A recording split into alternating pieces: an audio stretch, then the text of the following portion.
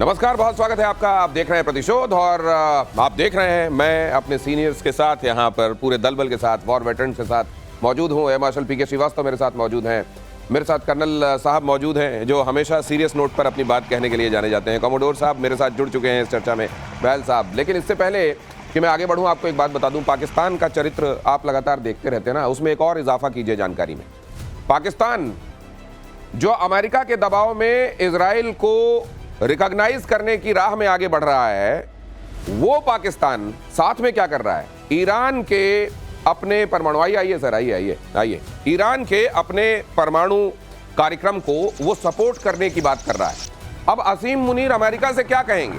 असीम मुनीर जो लंच खाकर आए थे, अब जब अमेरिका उनको फोन करेगा और कहेगा ये बताओ ये क्या है, तुम परमाणु को वहां परमाणु कार्यक्रम को सपोर्ट क्यों कर रहे हो, तो जाहिर उसकी तरफ से जवाब दिया जाएगा कि हम तो शांतिपूर्ण तरीके से परमाणु कार्यक्रम को आगे बढ़ाने की राह में जो ईरान बढ़ना चाहता है उसको हम सपोर्ट कर रहे हैं। लेकिन कितनी शांति है उस परमाणु कार्यक्रम में, इजराइल और अमेरिका लगातार पूरी दुनिया को बताते रहे। तब जबकि एक बार पाकिस्तान ये भी कह चुका है, पहले उसने कहा और फिर यू टर्न लिया। पहले कहा कि हम अपने परमाणु हथियार ईरान को देने के बारे में सोच सकते हैं, और जब हल्ला मचा तो कहा कि नहीं ये किसने उड़ा दिया, हमने तो ये कहा नहीं। ऐसे दो गले पाकिस्तान के बारे में आज प्रतिशोध में आप विस्तार से जानेंगे। लेकिन पहले जरा इस वॉर फ्रंट पर क्या चल रहा है देख लीजिए। रूस के सोची शहर पर यूक्रेन का जोरदार अटैक। ड्रोन अटैक के बाद तेल डिपो में लगी भीषण आग। 120 फायर फाइटर्स ने बुझाई तेल डिपो में लगी आग। रूस ने यूक्रेन के 93 ड्रोन मार गिराने का दावा किया। अब देखिए जरा ये ड्रोन वॉरफेयर कितना इंपॉर्टेंट होता जा रहा है। ये रशिया यूक्रेन वॉर से ही लोगों को ये पता चला, और रशिया यूक्रेन वॉर में अब क्योंकि ये बहुत लंबा खिंच चुका वॉर है, हर दिन इसमें नए सोपान लिखे जा रहे हैं। एक बार फिर से रूस के सोची शहर पर जब यूक्रेन ने अटैक किया है तो ये दिखाया है कि ड्रोन कितना महत्वपूर्ण है। भारत ने भी इस बात को समझा है और उसने क्या तय किया है आज आप प्रतिशोध में ये भी जानेंगे। लेकिन पहले ये खबर देख लीजिए। ये देखिए किस तरीके से डिपो पर, ऑयल डिपो पर ये हमला किया गया है और कैसे जबरदस्त आग यहाँ पर लगी हुई। और रूस का यूक्रेन पर जबरदस्त पलटवार। रूस पर हमला हुआ तो रूस क्यों छोड़ेगा, यूक्रेन पर जबरदस्त पलटवार हुआ। 76 ड्रोन और 7 मिसाइलों से अटैक किया गया। 16 ड्रोन और 6 मिसाइलें 8 जगहों पर गिरी। रूस के अटैक से यूक्रेन में भारी तबाही। ये एक तरीके से रूस को और उकसा देने का काम यूक्रेन बीच बीच में कर रहा है।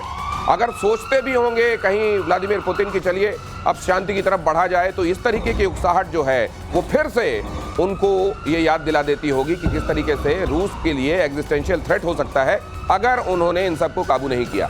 नेटो को लेकर ये नेटो की जो होड़, यूक्रेन के शामिल होने की रट कि मैं भी नेटो में शामिल होऊंगा, इस बीच रशिया का ये कहना कि मेरे लिए एग्जिस्टेंस का मसला है, और यहाँ पर ये सब। मेरे साथ जो मेहमान जुड़े हुए, आइए इसको समझते हैं, इसको डिकोड करने की कोशिश करते हैं इस लिहाज से कि क्या ये अब ये परपिचुअल जो माने जाने वाले वॉर कहे जाते हैं कि ये तो चलता ही रहेगा, ये तो नासूर की तरह है जो रिश्ता ही रहेगा, क्या सर उसी में इसको शामिल कर लिया जाए? कुछ हद तक आप शामिल कर सकते हैं, लेकिन यहाँ पर जो यूक्रेन दिखाने की कोशिश कर रहा है दिनेश, वो ही दिखाने की कोशिश कर रहा है कि अगर मुझे आपने हथियार दिए तो मैं उन हथियारों से डीप रशिया में अटैक कर सकता हूं, और अपनी एक एसिमेट्री जो होती है कि अगर मेरे पास जहाज नहीं है उस तरह के, मेरे पास उस तरह के मिसाइल्स नहीं है, तो ड्रोन्स का मैं इस्तेमाल कर सकता हूं। इसमें एक बात बहुत उभर के आती है कि लॉन्ग रेंज ड्रोन्स का इस्तेमाल हो रहा है जो अनडिटेक्टेड रिफाइनरी के ऊपर गए हैं और वहां आग लगी है बहुत जोर की।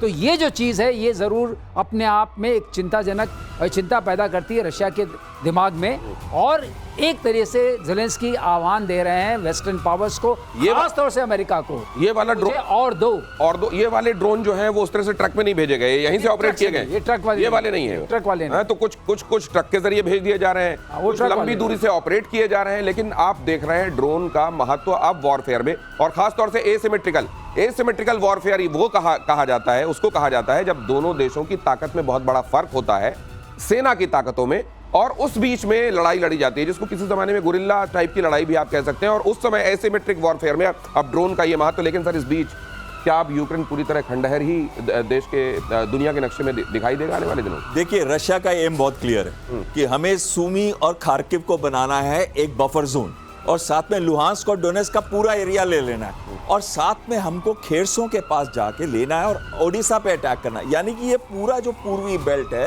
वो अपने पास लेना चाहते हैं, ताकि नाटो में ये नहीं जा रहा, ये तो सहमति है, लेकिन नाटो कितनी दूर रहेगा और यूक्रेन के बीच में और रशिया के बीच में एक बफर बन जाएगा, वो ये चाहता है। यानी कि 25 से 30% के करीब जो इनकी जमीन है, टेरिटरी है, क्रीमिया को मिला के वो अपने पास चाहता है। लेकिन इसका ये मतलब नहीं है कि वो किसी नाटो देश के साथ लड़ाई करेगा। वो कभी भी 32 देशों के साथ युद्ध नहीं करेगा। वो कोशिश करेगा कि जब इस लेवल पे आ जाता है, तो अभी अमेरिका का रिप्रेजेंटेटिव जा रहा है और कुछ ही दिनों में जा रहा है, 8 अगस्त से पहले जा रहा है। तो अब ये ऐसा माहौल बनाया जा रहा है दोनों तरफ से। अगर आपको पिछली बार की शांति वार्ता, लेकिन सर मुझे एक पैटर्न दिखाई देता है। पहले ये प्रोवोकेटिव कोई एक हमला किया जाता है यूक्रेन की तरफ से, रशिया उसके बाद आग बरसा देता है यूक्रेन के ऊपर, और अगले दिन डोनाल्ड ट्रंप सामने आते हैं और कहते हैं कि मैंने 50 दिन का टाइम दिया था, ये सुन नहीं रहे हैं, इनके ऊपर और खतरनाक सैंक्शंस लगेंगे और इनको और ज्यादा कॉन्सिक्वेंसेस भुगतने पड़ेंगे। क्या यही एक बार फिर से दिखाई देगा? ये खबर देखिए जरा, वॉर के बीच पुतिन को ट्रंप का अल्टीमेटम देख लीजिए। 8 अगस्त तक शांति बहाल करने को कहा, हल नहीं निकला तो नए प्रतिबंध लगाएंगे, ट्रंप ने कहा। ये हर दिन, अच्छा मुझे एक चीज और लगती है, ये एक कोई डेट दे देने से कर्नल साहब एक साइकोलॉजिकल प्रेशर बनता तो है, लेकिन पुतिन उन लोगों में से नहीं है जो डेट देने से साइकोलॉजिकल प्रेशर में आने वाले हो। ट्रंप को ये बात अब तक समझ लेनी चाहिए। जय हिंद, नमस्कार। मैं आज आपसे पहली बार बड़े सीरियसली डिफरेंस पर हूँ और वो मेरा डिफरेंस है, आपने शुरुआत में पाकिस्तान के कुछ चरित्र के बारे में बात किया। प्लीज इसे बंद करिए। चरित्रहीन लोगों के पास चरित्र नहीं होता, आप नहीं समझ पा रहे हैं, पता नहीं क्यों। और उसी चरित्र की बात आती है ज़ेलेंस्की के ऊपर। तो सर दोगला है तो चरित्र नहीं कहेंगे उसको, आप सिर्फ ये कहें, तो फिर वो चरित्र नहीं है, दोगला है वो बस। और कुछ है ही नहीं। हाँ सही बात, सबसे बड़ी बात ये है। नहीं, और वही चरित्र जो अब आप बोल रहे हैं ना, वो अब आप ज़ेलेंस्की में देखिए। लिया, पाया क्या, खोया क्या, तूने अपना देश गंवा दिया। इस समय तेरा अपना एस्टिमेट है कि 70 से 80% मेरा देश टूट गया और टूटता चला जा रहा है। पीस की बात, अरे तुम यूएस के कहने में, ट्रंप के कहने में आ गए, कोई बात नहीं। मिली तुम्हें क्या नेटो की सदस्यता? बनाया उसने आपको। इसको बोलते हैं चरित्र, कि आप इतने ज्यादा गिर गए अपने आप कि आपने अपना कंट्री लुटवा दिया। और जो चरित्र आप पुतिन की बात कर रहे थे कि पुतिन प्रेशर में आ गए, आए ना प्रेशर, किसने मना किया? 100% पुतिन अंडर प्रेशर, और अब वो दिखा रहा है कि मैं प्रेशर में काम कैसे करता हूँ। ये जो काम चल रहा है ना, ये पुतिन के प्रेशर का काम है। लेकिन मुझको एक चीज और लग रही है सर, आने वाले दिनों के लिए नजीरें बनेंगी कि सैंक्शंस का जो हवा है वो ना दिखाया जाए दुनिया को। ये नजीर क्या बनेगी, बन गई है। अब इनके सैंक्शन से कौन डर रहा है? अभी तो कनाडा के प्राइम मिनिस्टर ने भी कह दिया कि आप सैंक्शन लगाओगे, हम भी लगाएंगे। अब वो जो जमाना था, उन्होंने कहा ना कि हम अपने इलेक्ट्रिसिटी जो आपको दे रहे हैं उससे 25% हम भी लगा देंगे। इलेक्ट्रिसिटी जाती है यूएस में कनाडा से। अब सारे लोग खुल खुल के आ रहे हैं। इंडिया ने भी कह दिया है कि हम भी करेंगे, हम वो करेंगे जो हमारे को देश हित में लगेगा। हित में। अब सवाल ये उठता है कि जब किसी चीज को आप और यूज कर देते हैं, जैसे ट्रंप ने किया, सैंक्शन वो खत्म हो गया, टैरिफ भी खत्म हो गया। अब सवाल ये है कि पुतिन जानते हैं कुछ नहीं होने वाला, कुछ नहीं होने। ये कहा जाता है कि आप बच्चे को पेरेंटिंग के समय भी ये कहा जाता है कि ज्यादा से ज्यादा आंखों के इशारे से या थोड़ा सा डांट के उसको समझाने की कोशिश कीजिए, कभी उसके ऊपर हाथ मत उठाइए।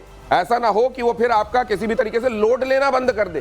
अब ये लोड लेना बंद कर चुके हैं पुतिन, और बाकी दुनिया भी इसी राह में। और खार्किव में ही यूक्रेन ने बरसाए बॉम्ब, देखिए जरा। MiG-29 फुलक्रम फाइटर जेट से मलिनिवका इलाके में अटैक, रूस के अस्थायी ठिकाने को बनाया निशाना। ये GBU-62 JDAMER बॉम्ब से निशाना बनाया गया है। अस्थायी बैरक और गोला बारूद डिपो यहां ध्वस्त हो गया है। ये सर अब ये काउंट में लेना चाहिए क्या? ये माइक्रो पिक्चर किसी मेगा पिक्चर की तरफ इशारा कर रही है? ये जो इवेंट्स है किसी बड़ी पिक्चर की तरफ, किसी इवेंचुअलिटी की तरफ बता रहे हैं, या अब इन्होंने बताना बंद कर दिया? नहीं, देखिए सूमी और खार्किव का जैसे हम कह रहे थे कि एक बफर जोन वहां बनाएंगे। लुहांस्क और डोनेट्स्क तो ये पूरा लेंगे और खेरसों तक जाएंगे और ओडिशा पे अपना अग्रेसिव पोस्टर रखेंगे। तो इसका मतलब है ये पूरा एरिया जो 25 से 30% का है, ये अब रशिया का होगा। लेकिन इंपॉर्टेंट बात ये नहीं है, खुद आज ज़ेलेंस्की 20% से कम पॉपुलैरिटी है उनकी। और साथ में पिछली बार ज़ेलेंस्की ने क्या किया था, ऑपरेशन जो उन्होंने लॉन्च किया जिसमें रशियन बॉम्बर्स पे अटैक किया था, स्पाइडर वेब ऑपरेशन था उनका, जो उन्होंने एक दिन पहले किया जिस दिन पीस टॉक्स हो रही थी, शांति वार्ता। तो जो ये बात कह रहे थे कर्नल साहब, बिल्कुल सही है। ये इसमें सबसे बड़ा विलेन जो है वो तो ज़ेलेंस्की है। सर ज़ेलेंस्की आप कह रहे हैं 20% से कम अगर उनकी पॉपुलैरिटी बची है, तो इस समय पॉपुलैरिटी वाले सर्वे होते रहे। वो तो कह रहे हैं युद्ध चल रहा है भाई साहब, अभी चुप रहो, अभी तो युद्ध युद्ध चल रहा है। अभी तो ऑटोक्रेटिक है, ऑटोक्रेटिक डिक्टेटरशिप है, और मार्शल बाकी लॉ है। और जनता के लिए यह है कि तुम भर्ती होते रहो सेना में, ये और भी मरते रहो। दिनेश, हाँ। जनता के लिए है कि देश नहीं छोड़ सकते जवान लोग। देश नहीं छोड़ और सकते। दूसरी चीजें, इनके बिलियंस तो बन ही रहे हैं, इनके बिलियंस बन रहे हैं। जितना वहां से एड आ रही है, इनके सारे जो पैसा जमा हो रहा है वो तो जमा हो ही रहा है। इसलिए जो चरित्र की बात की थी, जो चरित्र है कहाँ, और दूसरी आपने जो बात की वाली जो अटैक बताई, इसमें सबसे खास बात मुझे नजर आई, जितने बॉम्ब्स वहां से गिरे, जे डैम जो गिरा है और जो जीबीयू गिरा है, वो सारे वेस्टर्न ओरिजिन के हैं। जहाज कौन सा है? रशियन जहाज है। ये जहाज मिग-29 रशियन ओरिजिन का है। इसका मतलब कि उसको इन्होंने मेट किया है। अगर दोनों मिल जाए तो मिग-29 जो पुराना प्लेटफॉर्म है, जिसको हम लोग इंडियन एयरफोर्स जो है अब विदा करने की तैयारी में है, वो प्लेटफॉर्म यूज करके किया गया है। अच्छा, तो अगर उस प्लेटफॉर्म पे कितनी ताकत है उस प्लेटफॉर्म की, इनको भी रशिया का इस्तेमाल करना पड़ा है प्लेटफॉर्म अपने बॉम्ब दागने के लिए। इसका मतलब इंटीग्रेट किया है। ये अपने आप में एक जानने और सोचने वाली ये खबर है। बड़ी बात है कि रशिया वाले जो ये फाइटर जेट्स हैं, उनमें ये पश्चिम के जो बॉम्ब्स हैं, इनको इंटीग्रेट करना, जिसको मेट करना कहते हैं, ये असल में एक टेक्निकल, एक तरीके से ये एक अगला कदम है, और ये अगला कदम उठा लिया गया है। रूस ने यूक्रेन पर फैब 3000 बॉम्ब से किया हमला। ये जे डैम आप सुन रहे हैं, जीबीयू आप सुन रहे हैं। अब ये फैब सुनकर आपको लगेगा कि फैबुलस टाइप की कोई चीज है क्या? कितना फैबुलस है, फादर ऑफ ऑल बॉम्ब है ये, इतना फैबुलस है। फैब 3000 बॉम्ब से किया गया हमला। डिम्प्रो पेट्रोवस्क में रूसी सेना के ठिकाने ध्वस्त। खैरसॉन में रसद मार्ग पर भीषण हमला। 3 टन से भारी बॉम्ब ने पुल को माफ कीजिए सटीक निशाना बनाकर तबाह किया। देखिए जरा कितना प्रिसीशन स्ट्राइक है ये। देखिए जरा ये तस्वीरें एक बार फिर से प्ले कीजिए, उसके बाद ये बॉम्ब बताएंगे किस तरीके का है। पूरा का पूरा पुल, इंफ्रास्ट्रक्चर किसी देश का तबाह कर दिया जाए, उसकी रीढ़ खत्म हो जाती है। और यहाँ पर अगर आप देखेंगे, ये देखिए जरा, मैं पीछे प्ले कर रहा हूँ, ये देखिए, ये इस तरीके से प्रिसीशन स्ट्राइक की गई है। सर, इसको देखकर आपको क्या लगा? ये प्रिसीशन स्ट्राइक सबसे बड़ी बात है। बम तो इनके पास था, लेकिन इतनी प्रिसाइजली जाके उस पुल को बीचों बीच उड़ा दिया है। और वो बहुत कनेक्टिंग बड़ा इंपॉर्टेंट ब्रिज है। और इस तरीके से ये लग रहा है कि रशिया जो है आमादा है कि जो भी इनका इंफ्रास्ट्रक्चर है, चाहे वो ब्रिजेस के फॉर्म्स में हो, या फैक्ट्रीज के फॉर्म्स में हो, या पावर स्टेशंस के फॉर्म्स में हो, या कम्युनिकेशन सेंटर्स के फॉर्म में हो, या किसी और कमांड एंड कंट्रोल सेंटर का, उस सबको तबाह करने क्या कर्नल साहब जेलेंस्की जो है वो स्मशान के राजा बनना चाहते हैं क्या? नहीं, इसमें मशान हो या ना हो, लेकिन ज़्यादा बड़ी बात जो आप समझा रहे थे, अगर मुझे आप 10 सेकंड दें। देखिए, ऐसा नहीं है कि जीबीयू ये जो फैब 3000 जो है वो कोई छोटा मोटा बॉम्ब है। 1400 केजी एक्सप्लोजिव है उसके अंदर। और जहाँ तक एक्यूरेसी की बात आ रही है, 10 मीटर की CEP है, सेंटर एरर ऑफ प्रोबेबिलिटी। तो जब स्ट्राइक की बात कर रहे हैं, तो मैं कहता हूं उन्होंने बड़ा चूज किया। अच्छा, वो चूज कर सकते थे, फैब 5000 भी कर सकते थे, फैब 500 भी कर सकते थे, लेकिन इस बॉम्ब का चूज करना ज्यादा बड़ी बात है कि इस ब्रिज को टोटल डैमेज पर लाना है। तो आप इतना किलो एक्सप्लोजिव इसके ऊपर डालिए, एक्यूरेटली डालिए और उसको अचीव कर लिए। मैं अगेन कहता हूं चरित्र की बात, ले भाई यूएस, तू तो लगा रहा था सैंक्शन, तू तो धमकी दे रहा था, तेरा वो जो क्या है जेलेंस्की, वो बोल रहा था कि मैं कुछ कर दूंगा, कुछ नहीं कर दूंगा, तूने अपना ब्रिज गंवा दिया। सबसे बड़ी बात ये है इसमें, ये जो जेडैम बॉम्ब आपने पहले बात करी थी, और ये जो फैब 3000 है, ये सेम है एक्चुअली।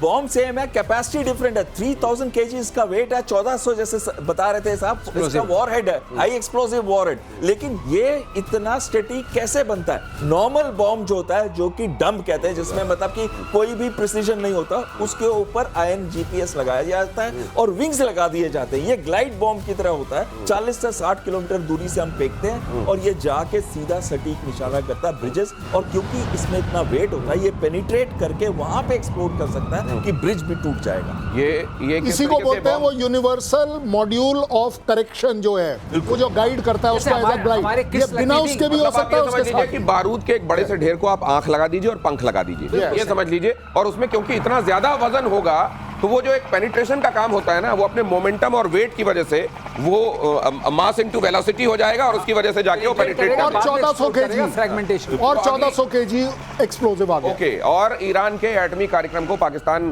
का साथ मिल गया है। ये देखिए जरा, जिसकी चरित्र की बात कर रहे हैं, आप देखिए कर्नल साहब का एतराज ये है कि चरित्र का इस्तेमाल ही ना कीजिए, तो बैड कंडक्ट गुड कंडक्ट मत कीजिए, अब सिर्फ बैड और गुड कहिए। आप पाकिस्तान का साथ देखिए ईरान के परमाणु कार्यक्रम को। ईरान के राष्ट्रपति मसूद पेज़ेश्कियान के साथ मुलाकात के बाद शरीफ का दावा, ईरान के एटमी अधिकार को पूरा समर्थन। शहबाज शरीफ ने कहा, शहबाज ने 13 जून को इजराइल के हमले की निंदा की थी। और उसके बाद देखिए आज पेजेशियान से मुलाकात के बाद कहा है कि ईरान के एटमी अधिकार को ये क्या करते हैं, ये नमक का हक जो है कम से कम 24 से 48 घंटे तक बहुत अच्छा अदा करते हैं। जुबान पर जब तक उसका टेस्ट रहता है वो आप देखिएगा उसी तरह के जुबान से लफ्ज निकलेंगे। अब ईरान का नमक खा के आए हैं, पेजेशियान से मिल के आए हैं, वहां चाय नाश्ता कुछ ना कुछ हुआ होगा। उसके बाद देखिए, उसके बाद तुरंत कहने लगे हम समर्थन दे रहे हैं।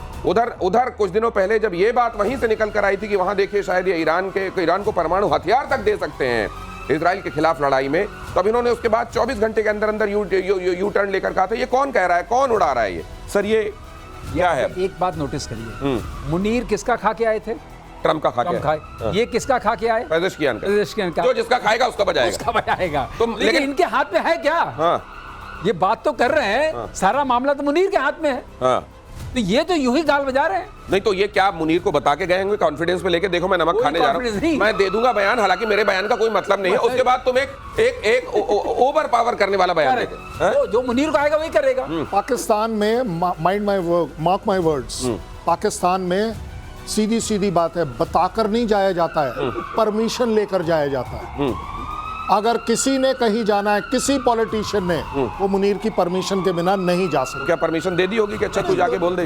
ये नहीं, ये तो निकल गई मुझ बात भाई, सुन नालेश, ये मुंह से निकली हुई बात है। ये यूं ही निकल गई है कि आप बैठे हैं, खाना वाना खा लिया है, आप आराम से बैठे, आपने बोला देखिए वो आप पीसफुल है, हम आपको करेंगे, अब आगे पिटाई होगी। ओके, तो ट्रम्प निश्चिंत है कि मैंने मुनीर से बात की, इसमें सही आदमी बताया। अमेरिका अटैक करता है ईरान को, तो सबसे बड़ा होगा जो सपोर्ट देगा वो पाकिस्तान देगा अमेरिका को। अमेरिका बात पक्की है, मुनीर है हाथ में।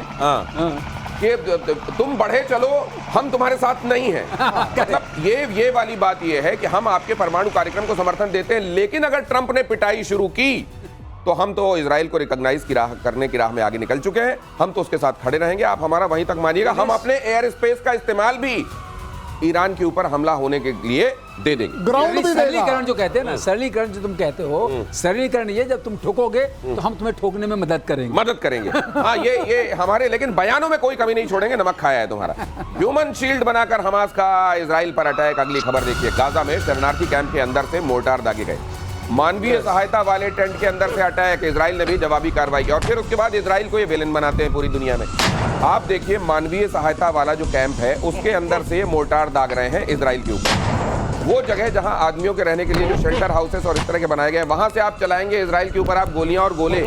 उसके बाद जब इजराइल आपके ऊपर जवाबी कार्रवाई करेगा तो आप कहोगे देखो देखो देखो देखो सिविलियन को मार रहे हैं। ये अब टैक्टिक्स इनकी पूरी दुनिया जान चुकी है, या अब भी ये नैरेटिव समाज का एक तबका टो करेगा, देशों का एक तबका? नहीं, अब देखिए तो 1 लाख के करीब लोग इकट्ठे हुए हैं कहाँ पे, ऑस्ट्रेलिया के अंदर, और वो ये कह रहे हैं कि गाजा की लड़ाई को रोको और जो इनको मारा जा रहा है भूखमरी की कंडीशंस के अंदर उसको रोको। तो इसमें दोनों चीजें हैं। सबसे पहले चीज आती है कि हमस इसको छुप के जब करता है तो हमस के ऊपर अटैक होता है तो सिविलियंस भी मरते हैं, वो बात भी बिल्कुल सच्ची है। लेकिन इजराइल कभी भी प्रिंसिपल्स ऑफ प्रोपोर्शनैलिटी और प्रिंसिपल्स ऑफ डिस्क्रिमिनेशन का इस्तेमाल नहीं करता। इसीलिए इंटरनेशनल क्रिमिनल कोर्ट ने नेतन्याहू को एक जेनोसाइड मेकर के नाम से किया और अरेस्ट वारंट भी उसका इशू कर दिया था पिछले साल, अगर आपको याद होगा। तो लेकिन साथ में ये क्या बात आती है कि हम मानवता की अगर हम बात करें तो हमें हमस को तो डिस्ट्रॉय करना है, लेकिन हमें पूरी की पूरी पैलेस्टीनियंस को भूखा नहीं मारना है। तो कहीं ना कहीं उनके लिए भी कॉरिडोर्स होने चाहिए, ह्यूमैनिटेरियन कॉरिडोर्स, जहां पे फूड एड जा सके।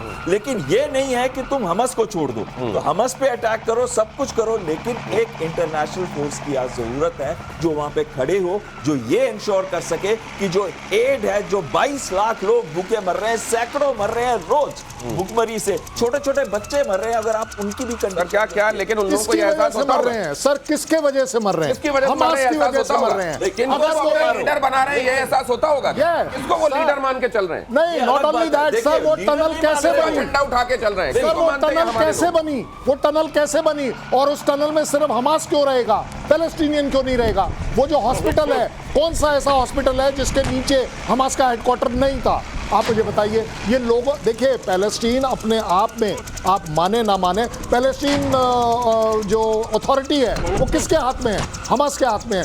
क्यों तुमने उसे इलेक्ट किया है, क्यों तुमने उसे पावरफुल किया है, क्यों तुम रोजाना रोते हो हम मर गए। इलेक्शन की तो बात ही कोई नहीं है वहां पे, नहीं है ना सर। बंदूक की नोक पे वो लोग कहते हैं कि हम राज करेंगे। आपको कौन सा ओपिनियन सही लग रहा है? ओपिनियन ये है कि हमास जो है वो ह्यूमन शील्ड के बिहाइंड काम कर रहा है, हमेशा से, कोई शक नहीं है। Yes. Right from the word go, ये जो इतने साल की लड़ाई हो गई उसमें right from the word go. अब सवाल ये है कि उस पूरे उसमें आप सेग्रीगेट कैसे करेंगे। जो आर्टिलरी यूनिट होती है या कोई भी यूनिट होती है जहां से फायर होता है उसको लोकेट करके वहां मारती है। बिल्कुल। तो ये चीज जो है ये भी लोगों के सामने आनी चाहिए और इंटरनेशनल ओपिनियन से आई एग्री। जो लोग मर रहे हैं होना जरूरी है, लेकिन जो मर रहे हैं और इसको कंट्रोल करने के लिए जो सुपर पावर्स हैं, जो पावर्स अपने आप को बहुत बड़ा मानती हैं, उनको आगे आना पड़ेगा। खास तौर से ट्रम्प के लिए ये दावत है, आइए उसको रुका के दिखाइए। आप नोबेल पीस प्राइज चाहते हैं, आप इंडिया और पाकिस्तान की लड़ाई लगाए, इसको रुकवा के दिखाइए।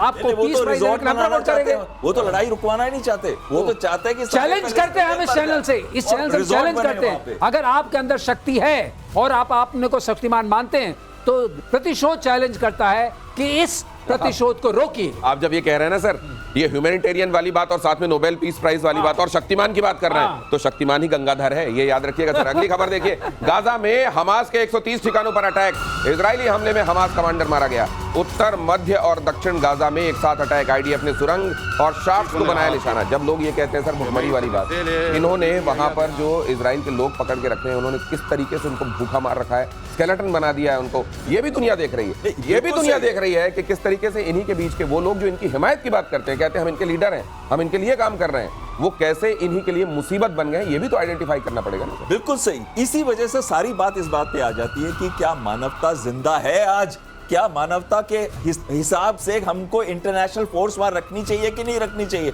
अगर ये लोग उनको हंगरी रख रहे हैं, यानी कि भुखमरी की कंडीशन में रख रहे हैं, जो कि कैप्टिव्स हैं, जो कि बंधक हैं, तो साथ साथ में 22 लाख लोग भी तो बंधक बने हुए हैं इजराइल के, वो भी तो भुखमरी कंडीशन में। सैकड़ों छोटे छोटे बच्चों को अगर आप उनकी हालत देखें, कैसे भुखमरी कंडीशन के अंदर मर रहे हैं, वो तो आतंकवादी नहीं है।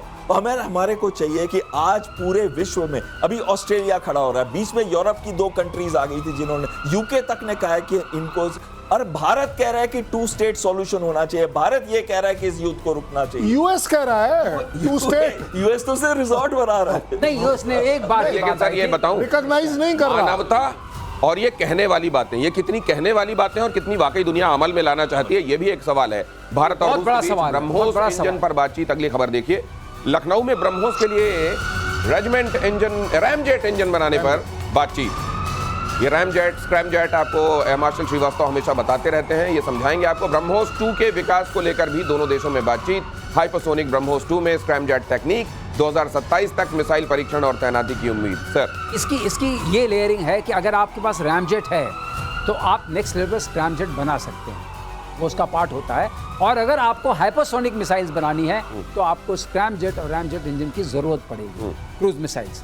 तो उसके लिए हमें ये, अगर हमारे पास आती है टेक्नोलॉजी है, कोर टेक्नोलॉजी है हाइपरसोनिक के लिए, तो ये बहुत बड़ी बात होगी, क्योंकि तब आप मैक लेवल्स में नंबर आगे बढ़ाते रह सकते हैं। और जहां तक इसका सवाल है हाइपरसोनिक मिसाइल्स का, उसमें रशिया को कोई मात नहीं दे सकता। रॉकेटरी में रशिया इज रियल सुपर। अब आप ये समझ लीजिए, जहां एक चीज है इसमें, इन्होंने बहुत महत्वपूर्ण चीज बताई थी कि रैमजेट से स्क्रैमजेट जाने में, रैमजेट जो है और स्क्रैमजेट दोनों एयर ब्रीदिंग है, लेकिन रैमजेट के अंदर सबसोनिक होती है एयर फ्लो, जो कंबशन चेंबर में आती है, जहां फ्यूल को बर्न किया जाता है। स्क्रैम उसको हाइपरसोनिक करती है। स्क्रैम जो है वो कंटिन्यूअसली सुपरसोनिक लेता है। और वो क्या करता है, ये दोनों की स्पीड जो होती है, रैमजेट वाले इंजन की स्पीड होती है 2 मार्क से लेके 6 मार्क तक, जबकि जो बात बता रहे थे श्रीवास्तव जी, इस जो दूसरी स्पीड है वो 6 मार्क से तो शुरू होती है, 5 मार्क से, और वो चली जाती है 8 मार्क 10 मार्क। हमारी जो ब्रह्मोस 2 है वो 8 मार्क की होगी, वो तो कोई पकड़ ही नहीं पाएगा उसको, कोई भी रेडार पकड़। ये समझ लीजिए कि रैमजेट कदरन स्लो इंजन होता है और स्क्रैमजेट बहुत फास्ट होता है। आवाज की गति से 8 गुना ज्यादा से, तो वहां 6 गुना ज्यादा से तो बात शुरू ही होती है।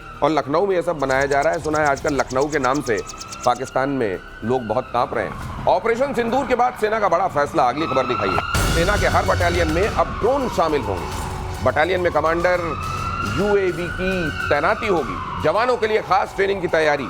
अब ये बात समझी जा रही है और बहुत शिद्दत से और बहुत तेजी से समझी जा रही है कि ड्रोन्स कितने बड़े गेम चेंजर के तौर पर सामने आए हैं युद्ध के मामले में। और इसलिए हर एक बटालियन में अब इनकी तैयारी और तैनाती और उसके लिए उड़ाने वाले लोग तैयार किए जाएंगे और उनको अलग से रखा जाएगा। ऐसा नहीं, उसमें एक स्पेशलाइज्ड यूनिट उसके अंदर होगी जो इसको ऑपरेट करने का, ड्रोन और काउंटर ड्रोन में जिनकी ट्रेनिंग होगी। सर, इससे कितना फर्क पड़ेगा? ड्रोन का तो आना ही था। इट्स अ गिवन सिचुएशन कि ड्रोन सारी यूनिट्स में आएंगी, लेकिन जो रुद्रा फॉर्मेशन अब बन रही हैं, जो इस जहाँ के ड्रोन्स हर में ला रहे हैं, आर्टिलरी यूनिट्स में भी ला रहे हैं, इन्फेंट्री यूनिट्स में भी ला रहे हैं, वो आगे चल करके रियली आपकी आर्म फोर्सेस को सक्षम बनाएंगी, क्योंकि ये शॉर्ट रेंज की भी होंगी, मीडियम रेंज की भी होंगी, लॉन्ग रेंज की भी होंगी। और जो मेजर बड़े बड़े ड्रोन्स होंगे वो नेचुरली इंडियन एयरफोर्स के उसमें आएंगे, खाते में आएंगे।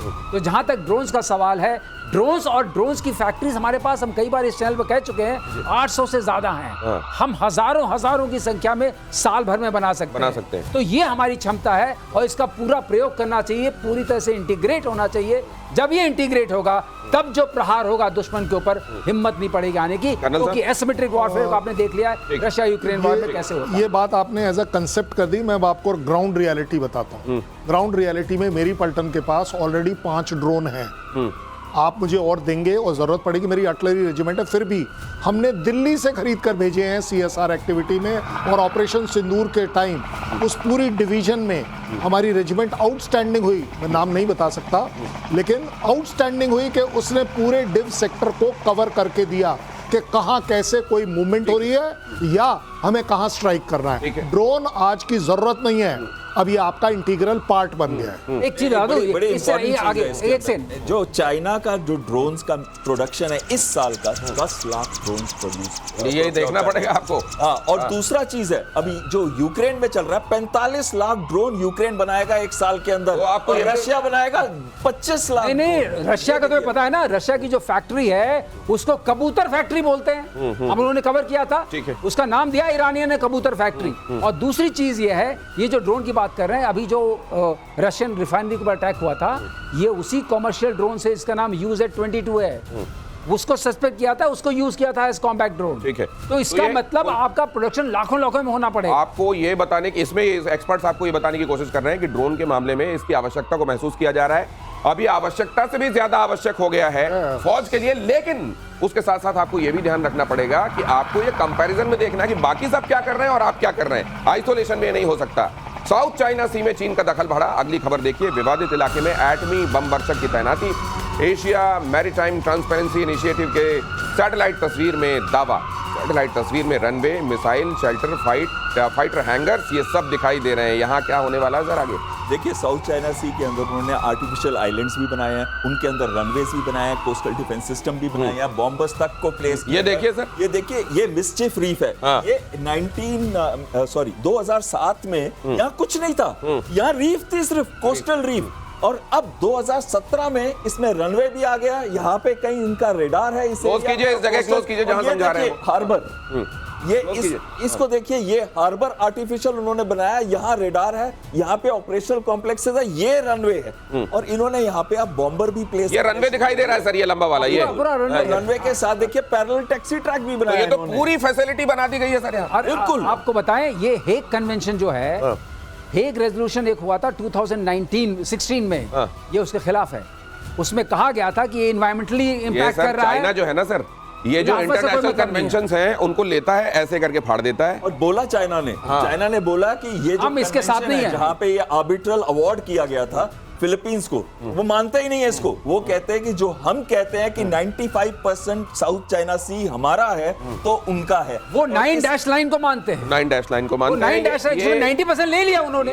ये कुल मिला के खाता ना बही, जो चाइना कहे वो सही ये है इस मामले में। और अमेरिकी ये देखिए कितनी इंपॉर्टेंट फोटोग्राफ है।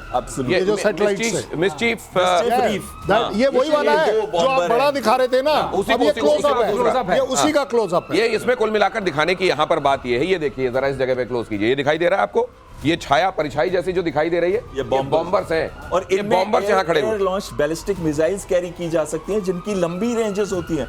इसको फॉलो किया जाता है anti access area denial strategy के अंदर, यानी कि यहां से A to AZ, A to AZ, बिल्कुल सही करे। Anti access area denial, A2AD जी। वाली स्ट्रेटजी के अंदर उसमें क्या होता है, जो ये 9 to 11 आइलैंड बात कर रहे थे ना, डैश पॉइंट्स की, तो वो 9 to 11 डैश पॉइंट्स के अंदर किसी को भी एंटर ना कर सके, वहां पे एक्सेस डिनाई करते हैं ये बॉम्बर्स जो है, ये एयर लॉन्च बैलिस्टिक, और एक दो नहीं है, और दिख रहे हैं दो, we are supposed to be 60 70। केवल तस्वीर में आपको 2 दिखाई दे रहे हैं, ये कम से कम 6 से 7 होंगे। नहीं, 60 से 70, 10 15 70 है यहाँ पर अनुमान के हिसाब से। ये 2 नहीं 60 से 70 है। तो उस पूरे इलाके में जिसको इसने ऐसे ऐसे पानी में काल्पनिक लाइन खींच के वो कहता है ये 9 डैश लाइन, ये पूरा इलाका मेरा, ये पूरा इलाका मेरा, मतलब यहाँ कोई और नहीं आएगा। और यही होता है एरिया डिनायल, और एरिया डिनायल के लिए उसने तैनात किया है बॉम्बर। कह रहा है यहाँ कोई आएगा तो भुगतेगा। देखिए दादागिरी देखिए, और पूरी दुनिया ने साथ में मिलकर जो कन्वेंशन किए उनको यूं फाड़ के फेंक देता है डस्टबिन में। ये है चाइना। आगे देखिए, अमेरिकी राष्ट्रपति डोनाल्ड ट्रंप के सलाहकार ने भारत के खिलाफ उगला जहर। स्टीवन मिलर ने भारत पर यूक्रेन वॉर को फंड करने का आरोप लगाया। रूस से तेल खरीदकर यूक्रेन युद्ध की फंडिंग जारी है। भारत पर जुर्माना लगाने की तैयारी में बौखलाए हुए हैं ट्रंप इन दिनों ऐसे हो गए हैं कि इनको ये लग रहा है कि दुनिया में अगर कहीं कोई चिड़िया भी उड़े तो पहले पंखों को उसको किस तरह का विन्यास देना है, कैसे फड़फड़ाना है, पहले उनसे पूछे मैं आए सर, उसके बाद वो कहें ग्रांटेड, वरना कहेंगे तुम्हारे ऊपर सैंक्शंस लागू सर। लेकिन ये वही वाली बात है कि दुनिया में अपनी छीछा लेदर ये खुद कराएंगे आने वाले दिनों में। हो रही है वैसे भी। एक तो इनकी बातों में कहते हैं कि शायद गधे की लात में भी कोई ठीक होता होगा, इनकी बात में कुछ ठीक नहीं कि कब चल जाएगी, क्या कह देंगे। दूसरे मुझे ये लग रहा है कि आने वाले दिनों में इनका वेट, इनकी बातों का, इनकी गरिमा और गिर जाएगी। गरिमा क्या, इनका तो आपने देखा ही, ट्रंप कैसे टैरिफ लगना शुरू हुआ। 10% से शुरू हुए, 100%, 145%, 250%, फिर वापस आ गया चाइना के चक्कर में।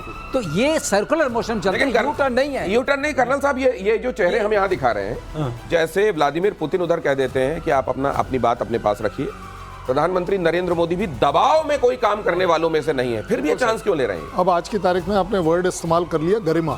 कि इनकी गरिमा क्या है? इनकी गरिमा जब ये यूक्रेन की बात कर रहे हैं, जहां पर ये फंडिंग कर रहे हैं, जहां पर हथियार दे रहे हैं, टोटल सपोर्ट दे रहे हैं, सारा का सारा एंटी रशिया का जो एजेंडा है वो सिर्फ यूक्रेन की वजह से है, और तो कोई वजह दिख नहीं रही इस समय।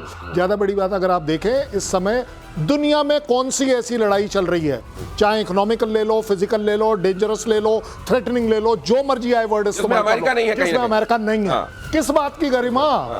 कौन सी गरिमा? गरिमा नाम की लड़की वहां है ही नहीं। मैं आपको वैसे बता रहा हूं। शायद वहां किसी का शायद नाम ही हो सकता था, क्योंकि गरिमा असल में ट्रेड के तौर पर क्या है। लेकिन सर मैं एक बात जानना चाहता हूं, उसके बावजूद ये धमकाने वाला अंदाज क्या इसी तरीके से मेक अमेरिका ग्रेट अगेन होगा इनका माना? देखिए, मेक अमेरिका ग्रेट अगेन की तो बिल्कुल बात भी ट्रंप नहीं करते हैं। मेक ट्रंप ग्रेट अगेन वही वाला पूरा चल रहा है नैरेटिव। वो चाहते हैं कि उनको पीस प्राइज भी मिले, तो हम क्यों नहीं दे देते उनको पीस प्राइज? और हमारे ऑपोजिशन लीडर इतना क्यों पीछे पड़े हुए हैं कि वहां पे जहाज गिरे नहीं गिरे, ट्रंप ने ये बोला कि नहीं बोला, ट्रंप क्यों क्रेडिट ले रहा है? अरे भैया क्रेडिट लेने दो उनको, अरे क्रेडिट लेने दो उनको। भारत की तरफ से भी एक पीस अवार्ड दे दो, ताकि कम से कम हमारे ऊपर 15% से ऊपर टैरिफ तो न लगाए। लेकिन एक चीज कहना चाहता हूँ, ये सब बातें मजाक के अंदर सही है, लेकिन भारत को अपने बड़ी सीरियस बात चल रही है सर। बिल्कुल बिल्कुल सही है। और दूसरी चीज ये है कि उनका न्यूयॉर्क टाइम्स क्या कहता है कि ट्रंप फिट नहीं है प्रेसिडेंट बनने के लिए। सर ये खबर भी देख लीजिए जरा, क्योंकि टाइम हमारे पास लिमिटेड है। पाकिस्तान में नहीं, बलूचिस्तान में है तेल भंडार। लीजिए, बलोच नेता मीर यार बलोच ने ट्रंप को लिखी चिट्ठी। यासीम मुनीर पर ट्रंप को गुमराह करने का आरोप लगाया। उन्होंने कहा कि बलूचिस्तान अलग संप्रभु राष्ट्र है, उस पर पाकिस्तान का कब्जा है, बिना बलूच की सहमति के संसाधन का दोहन नहीं करने देंगे। इसका मतलब सीधा सीधा ये है कि अमेरिका वहां जाकर अगर वहां के नेचुरल रिसोर्सेज को लेने की कोशिश करेगा तो उसको रेजिस्टेंस भुगतना पड़ेगा। तो ये असल में बलूचों ने साफ कर दिया है कि ये उनकी संपत्ति है, पाकिस्तान आए सौदा कर दे उनकी जमीन का, उनकी जमीन में रहने वाले रिसोर्सेज का। ऐसा नहीं होगा, लेकिन फिर भी ये मानेंगे कहां? एक मिनट ये देखिए, मेरे पास भी ऑयल का भंडार है। हाँ, ये मेरा भंडार है, ठीक है। आप क्लेम कर लीजिए। भाई साहब, ये भंडार आपका नहीं है, पहली बात। दूसरी बात, आपकी कंट्री पूरी दुनिया में दिखा रही है, कोई कढ़ाई में पानी रख के दिखा रहा है कि ये हमारा भंडार है, निकाल लीजिए इसमें से। मैं कहता हूँ चलिए हम तीनों निकाल लेते हैं, इसमें से कितना ऑयल मिलेगा आपको, ले लीजिए इसमें से ऑयल। देखिए, डिक्लेयर करना एक अलग बात होती है, लेकिन कैपेसिटी होना, उसको यूज करना, ये एक बहुत बड़ी बात होती है। और वहां बलूच ठीक पाए जाते हैं कि मेरे नीचे का तेल तू कैसे निकाल लेगा? तेल तो जब निकलेगा तब निकलेगा, लेकिन मुझको लगता है आने वाले दिनों में बलोच मुनीर का तेल जरूर निकाल देंगे। बिल्कुल ठीक कह रहे हैं। पहली बात, एक बात और बता दे, बड़ी रिसर्च हो चुकी है, यूएस की कंपनीज यहाँ आई थी, उन्होंने मिलियंस ऑफ डॉलर स्पेंड किया था तेल ढूंढने में, तेल ढूंढ नहीं पाए और चले गए थे। तेल है कहाँ? तेल निकलेगा पाकिस्तानियों का, क्योंकि तेल नीचे है नहीं। ये देखिए, पंजाबी पाकिस्तानियों का तेल निकलेगा, क्योंकि मुनीर से बोलेगा लंच खाया था, दो भैया तेल। ये जो देखिए, इतनी देर के लिए उन्होंने, बहुत देर तक वो भी नहीं पकड़े रह सके, पाकिस्तान का तेल बताकर जिन्होंने मग्गा जो पकड़ा था। अगली खबर देखिए, रूस ने सुखोई 57 से दिखाया तबाही का ट्रेलर। अगली खबर, स्टेल्थ फाइटर जेट से हाइपरसोनिक मिसाइल का परीक्षण। अमेरिकी F-35 की जगह भारत ने भी सुखोई 57 में दिखाई है दिलचस्पी। F-35 को लेकर आप जानते हैं अमेरिका बड़ा एग्रेसिवली इसको चाह रहा था दुनिया भर में मार्केट करे, लेकिन किस्मत ऐसी कि हर जगह उसकी चीचा लेदर हुई है। और जब भारत को उसने आग दिखाने की कोशिश की, सैंक्शन की बात और जो रूस से तेल क्यों ले रहे हो और ये क्यों कर रहे हो और वो क्यों कर रहे हो वाली बात की, तो सीधे सीधे कह दिया गया कि भाई साहब F-35 वाली डील जो है उसको गोल बना के अपने ड्रॉर में डाल लीजिए और उसको बाहर मत निकालिएगा फिर कभी। ये जो बात कह दी गई, अब ये सुखोई 57 लगभग तय माने सर? बिल्कुल लगभग तय मानना चाहिए। सुखोई 57 हो या 75 दोनों एक दूसरे के ही वर्जन है, बेटर वर्जन है सू 57। लेकिन साथ में मैं ये कहूंगा F-35 जो 1 महीने पहले तक रहा था, 1 महीने के लिए रहा था केरला के अंदर, गॉड जोन कंट्री के अंदर, जाना ही नहीं चाहता था बेचारा, बड़ी मुश्किल से भेजा उसको हमने। F-35 की ऑपरेशनल रिलायबिलिटी 54% है सिर्फ, यानी कि 2 जहाज लोगे तो 1 जहाज हवा में उड़ेगा। और तीसरी चीज आती है उसकी कॉस्ट 100 से 110 बिलियन डॉलर आती है, जब 82 मिलियन डॉलर पे आप वेपन सिस्टम लगाते हो। तीसरी बात आती है उसमें 2 ही चीजें अच्छी हैं। उसकी एक चीज अच्छी है कि उसका नोज प्रोफाइल से लेके साइड वाला प्रोफाइल जो है उसका रेडार का सिग्नेचर बहुत कम है, सिर्फ ये अच्छी चीज है। और उसमें सेंसर जो इंटीग्रेशन है वो भी अच्छी है। सर ये कमाल की बात आपने बताई सर, लेकिन मेरे पास केवल 30 सेकंड बचे हैं हमारे दर्शकों को ये खबर बताने के लिए कि सीरिया में फिर से हिंसक झड़प हुई है। सुबेदा में ड्रूज और सीरिया सैन्य बलों के बीच में झड़प हुई। ड्रूज लड़ाकों ने युद्ध विराम का उल्लंघन किया। सरकारी ठिकानों पर ड्रूज लड़ाकों का हमला, एक सुरक्षा अधिकारी की मौत, कई घायल। और आपको ये पता होना चाहिए, हम लगातार आपको बता रहे हैं कि ड्रूज जो है उनको इजराइल का समर्थन मिला हुआ था। बिल्कुल सही, ड्रूज जो है वो जरूर करेंगे, इजराइल का पूरा समर्थन है, क्योंकि जब तक ड्रूज उनके सेना में भी हैं इजराइल की, तो ड्रूज का जो हिसाब किताब है वो जब उन पर अटैक होगा उनको इजरायली सपोर्ट से वो काउंटर अटैक करेंगे। और इजराइल ये चाहता है कि जो सीमा लगती है वो बफर जोन बने ड्रूज के इलाका बन करके। तो आज प्रतिशोध में इतना ही। चरित्र और गरिमा के विषय में भी आज आपने चर्चा सुन ली, कई महत्वपूर्ण विषयों पर आने वाले दिनों पर भी। और वो जो कप में आप ऑयल लेकर लाए थे सर, कब भिजवा दें क्या? उधर कहते हैं चाय के शौकीन बहुत हैं। चाय, अरे तेल ना सही, चाय सही सर। चाय भी नहीं पी पाएंगे। बहुत धन्यवाद आप सभी का मेरे साथ चर्चा में जुड़ने के लिए। Thank you so much.